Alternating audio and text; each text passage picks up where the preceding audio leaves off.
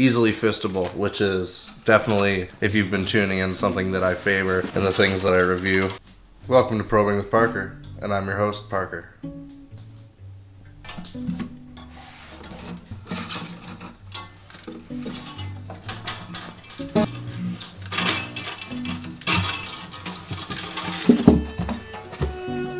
Seems like it might be a badminton racket of sorts, but crossed with a lacrosse stick, so you can actually catch your little badminton winger. What's the thing called? The flying ball with the net on it kind of thing. So you can catch it right in that. Throwing it back though might be a little more difficult. You could always just get your fist right up in there and get it right out.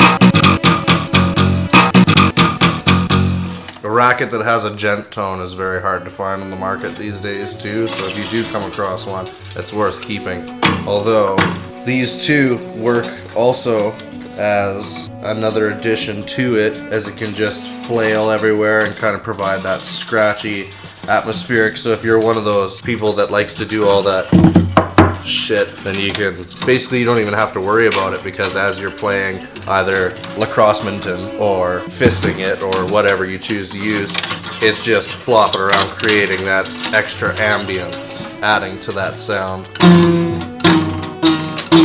Perfectly in tune. See, that's the point of it, is that it's so in tune that there's no change in the note whatsoever. That's what you call perfect intonation with your lacrosse-minton racket.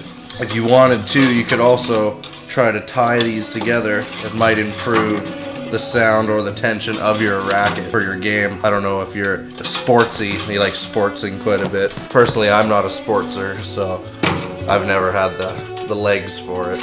I know some people really do prefer to have an on-the-go sportsing lacrosse-minton instrument. And I mean, you don't really have to worry about breaking anything because of its sturdy alloy design. Also works as a microphone too, which is a good factor, because if you're on the other side of the field, people can't hear you and you're like, hey, I'm open, you know?